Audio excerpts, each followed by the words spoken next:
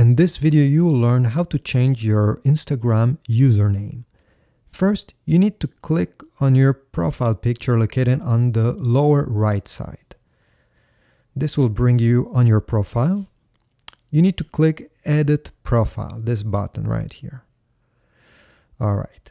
Now you can change the name of your account, but this name can be similar to any other Instagram account. It doesn't have to be unique. This is not the username. So we can say, I don't know, Robert. There can be many Roberts on Instagram. This doesn't matter. And right under you have the username. This is what you want to change. You click on it, delete the older one, and if I try to, say Robert, well, a small message will pop up right here saying that somebody else took it. So you need to be unique. Let's say Robert 666 Robert.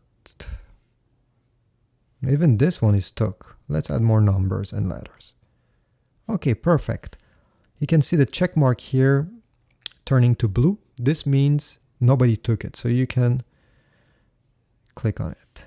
You'll have a green check mark again here just to validate your name. And you're gonna need to click on this blue check mark on the top right corner once again to save all the changes that happen.